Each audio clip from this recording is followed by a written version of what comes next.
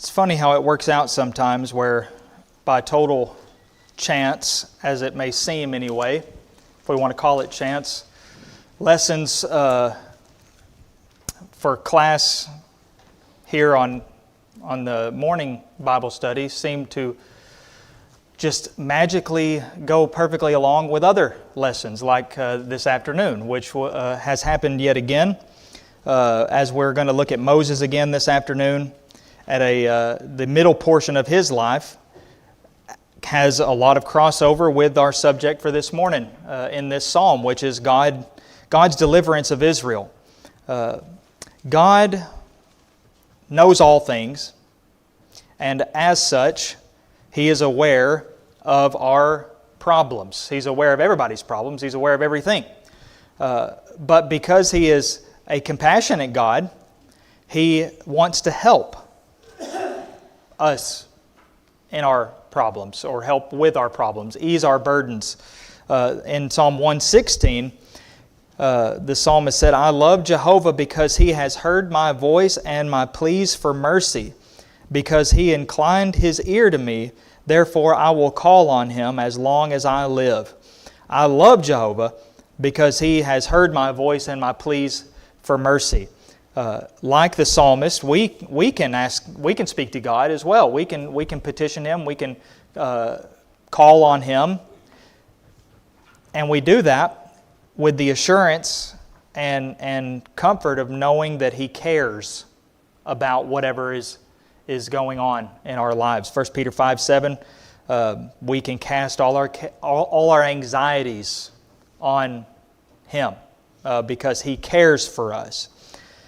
And also, we do it knowing that, as John said, 1 John 5:14 and 15, if we ask anything according to His will, He hears us. And if we know that He hears us in whatever we ask, we know that we have the requests that we have asked of Him.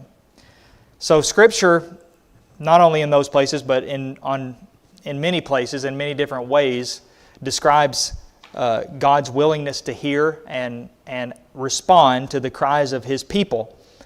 And one of those ways is by recounting the deliverance that He provided to the Hebrews from Egypt. That, as we can understand from a Hebrew perspective, that was one of the most monumental events and moments in their history. And as far as they were concerned, in all history. Because the Egyptian slavery or bondage was it was long, and the removal from that, especially in the end, was so intense.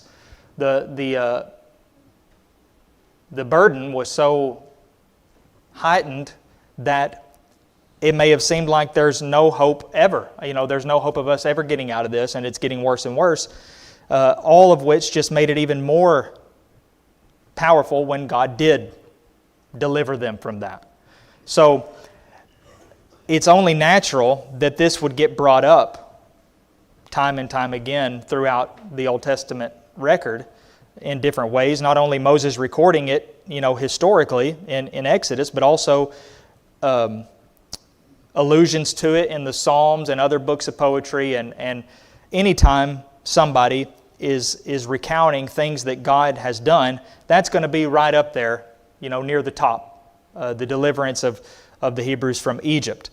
And in that record, we read that God heard the cries of His people from Egypt, but He didn't just hear the cries, He answered them by sending Moses, the man that He had providentially prepared, sent him to help them escape from enslavement.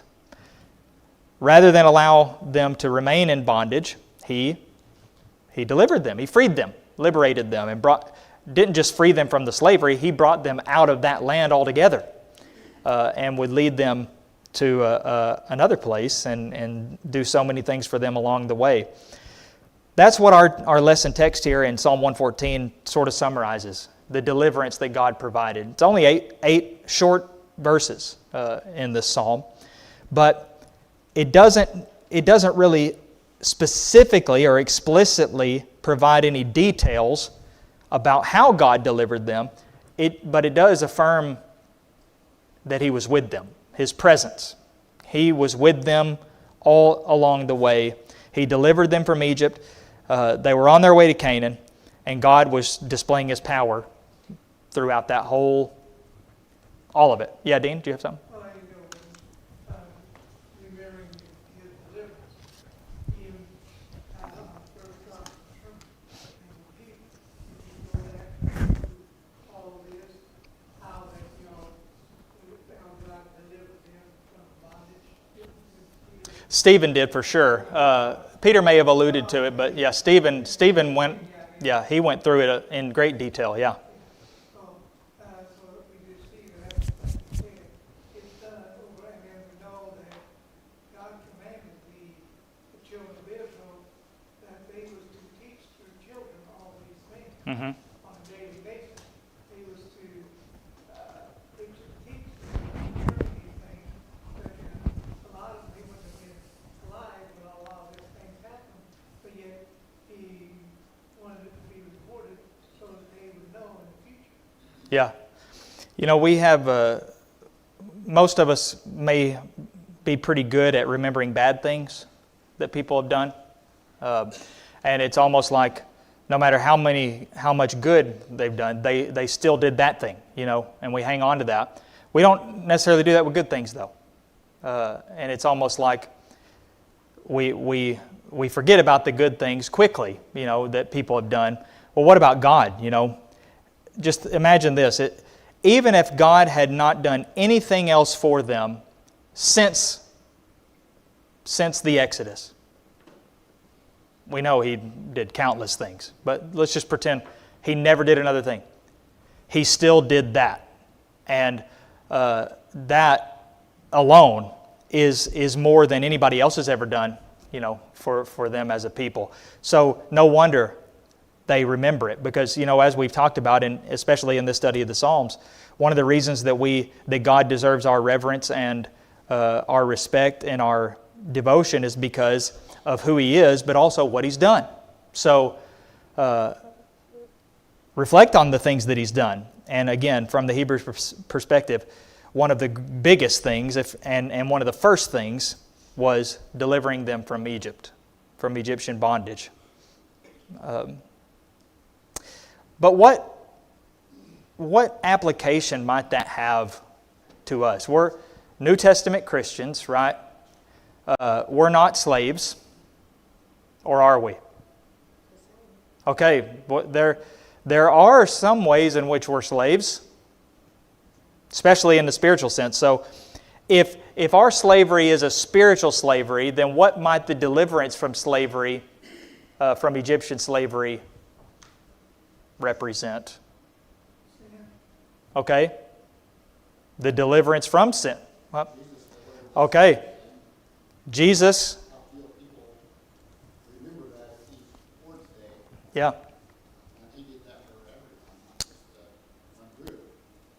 Yes. So Jesus came to the earth, God in the flesh, gave His life so that we can escape bondage, the bondage of sin and the consequences of sin, which is death. We just sang that song. There is no condemnation based on Romans 8:1 for those who are in Christ Jesus. So rather than thinking, oh great, another history lesson or something, we've been learning about the Exodus since we were before we could talk in Bible class and such. There is always a spiritual application, for lack of a better word, or way of looking at it. It is a type in a way. We talk about types. It is a type of the deliverance that God has provided us and all people in the sending of His Son. Yeah, David?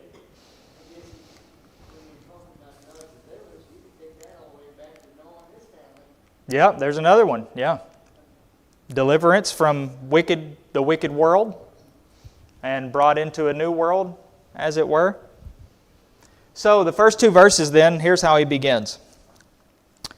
When Israel went out from Egypt, the house of Jacob, from a people of strange language, Judah became his sanctuary, Israel his dominion. you can see the parallelism there. Israel came out from Egypt. The house of Jacob came out from a people of strange language. What did God do? It seems like that's what is meant by verse 2. Judah became his sanctuary, Israel his dominion. Whether he's talking about Judah as a place or Judah as a people, I guess would make a difference. My New King James people, I probably should have looked at this beforehand, but I didn't think about it. Is his capitalized in verse 2? Okay. So that's what I expected, because that's what I see there. Judah became God's sanctuary. Israel became God's dominion. That's God's presence being talked about. When Israel came out of Egypt by the power of God, He dwelt among that people, the Hebrew people. He was there. He lived there, if you will. It was His sanctuary. He made His habitation there among them. No other nation but them. He was with them. He was there for them. He was there among them. And that was a lesson that they would learn in many different ways throughout this event or series of events. Yeah, Dean? Well, we know that when they built the temple and all that, there was a special place, the Holy of Holies, and that was where God was, Mm-hmm. His presence. And that's where they went to worship. God was there because of the fact that He was there in the temple.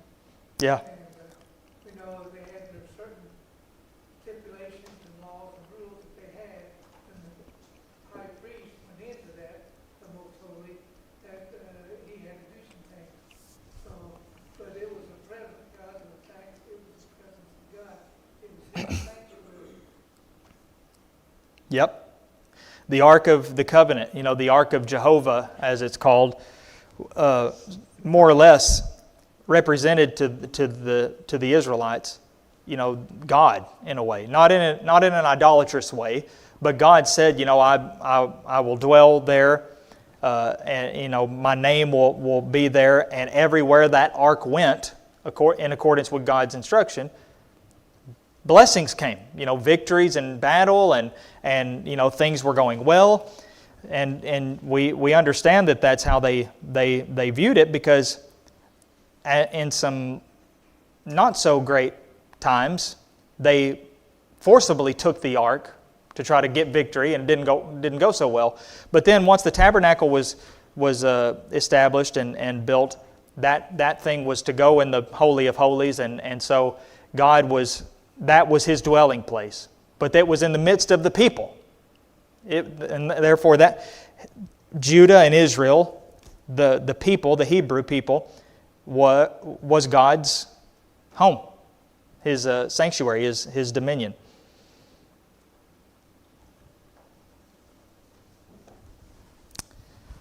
We'll just go ahead and look at the next 3 verses then, or 4, I guess. He says, "The sea looked and fled. Jordan turned back. The mountains skipped like rams, the hills like lambs. What ails you, O sea, that you flee? O Jordan, that you turn back? O mountains, that you skip like rams, O hills like lambs." Obviously poetic here, but what's it sound like he's talking about? Okay, the sea looked and fled. And Jordan, the 2 times that God parted waters for the people to cross. The first one obviously being the Red Sea, with Moses at the forefront, and he held the hand out or the staff, and the sea fled from among them, from among him.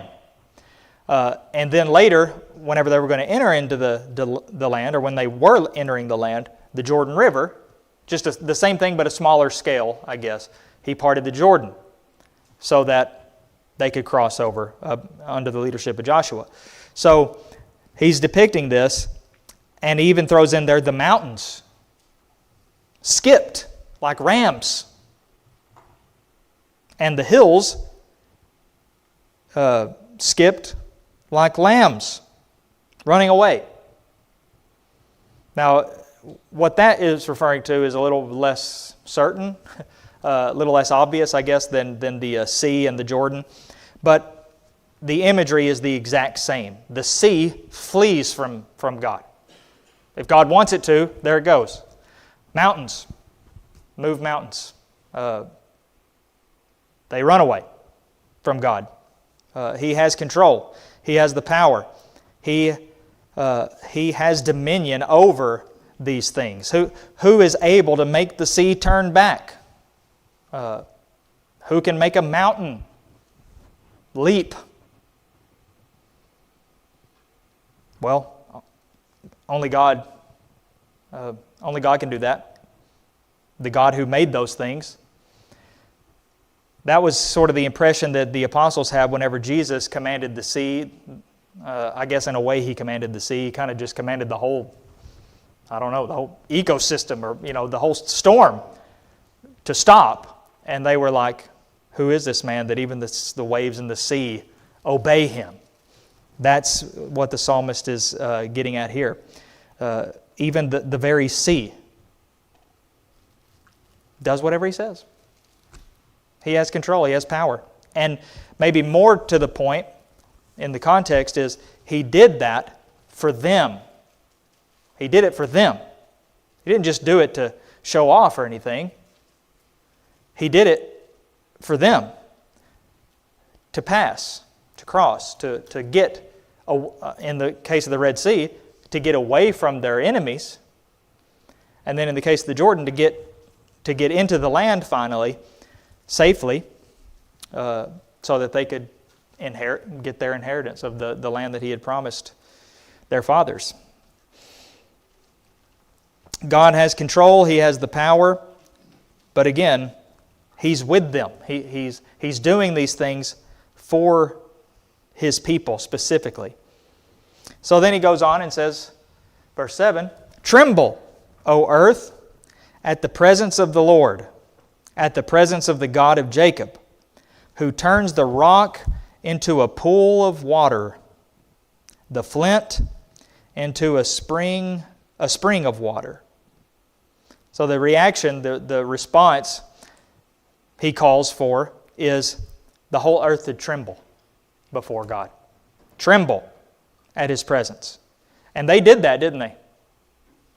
If we look at Exodus chapter 17, or 18, actually I think it might be 19, it's one of those teens, at Mount Sinai, when Moses was going to go up there, and the top of that mountain, and the people were to stay behind, down below. Moses goes up there to talk to God, and he answers in thunder. Exodus 19, it says, "As the sound of the trumpet grew louder and louder, Moses spoke, and God answered him in thunder. Jehovah came down on Mount Sinai to the top of the mountain, and Jehovah called Moses to the top of the mountain, and Moses went up." And then he spoke, and that's when the people eventually said, or they were trembling, they were terrified. This is when he gives them the Ten Commandments. After that, and then after Moses goes up. And it says, "When all the people saw the thunder," this is verse 18, "and the flashes of lightning and the sound of the trumpet and the mountain smoking, the people were afraid and trembled. And they stood far off and said to Moses, 'You speak to us, and we will listen. But do not let God speak to us, lest we die.'"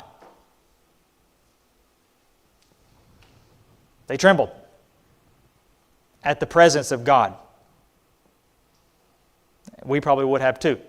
Dean, do you have something? Also, there, I think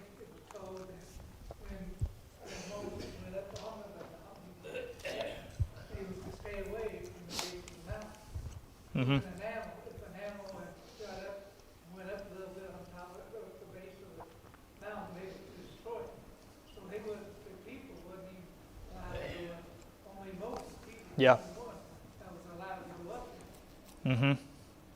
Yep. That was a lesson in itself. There is a respectful distance, I guess, in a way, for lack of a better word, separation. Only Moses. But what Moses said was, don't fear, for God has come to test you, that the fear of Him may be before you, that you may not sin. God has come to test you so that the fear of Him will, be instilled in you so that you won't sin. Use this, in other words. And maybe that's the kind of sentiment here about tremble, O earth, at the presence of the Lord. He is great and mighty, almighty. He is all-powerful. He's all-knowing. But He also cares. He's with His people. He helps them. And He deserves respect. He can turn the rock into a pool of water. Does that sound familiar? At least a couple occasions, Moses, by the power of God, helped the people get water. There was no water. What are they going to do? You know what happens when you don't have water? You die. But God didn't let that happen. Even though there was no water, He brought water. I guess in this poetic language anyway, He turned the rock into water. Or, brought water from the rock. He can turn flint into a spring of water. Why did He do that? Because He cares for His people. He upholds His promises. He provides for His people. And He has the power to. The power and the desire to do that. And who knows how much time we could spend talking about different times that God provided for His people in so many different ways. In big things, in little things. Whether He's providing, saving instruction, food, water, encouragement, strength.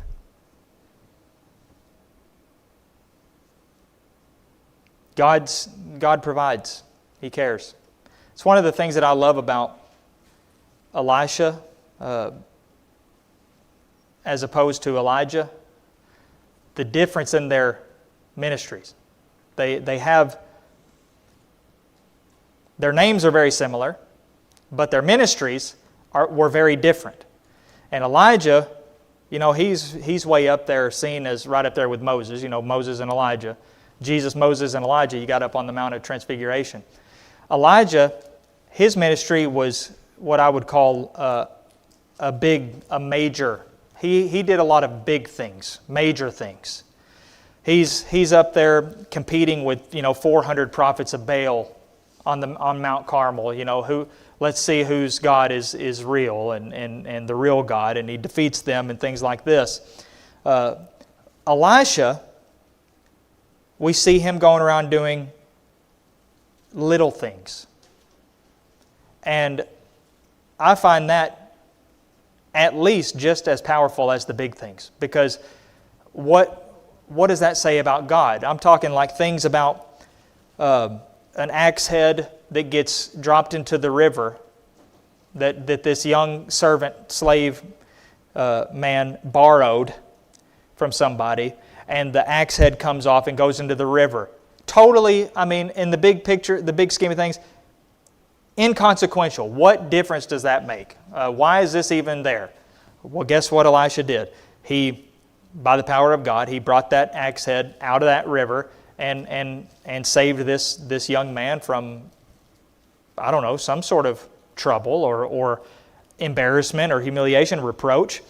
Little things like that. The stew being poisoned or bad, to make people sick.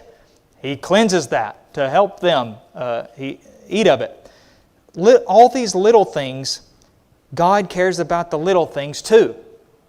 In other words, not just the big, huge things, the little things, little personal things. Yeah, David? Didn't that actually float for a little while? Yeah, that's how he brought it up. Yeah, made it float.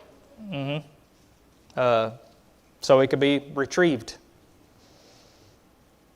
Little things. God knows about them, and He cares.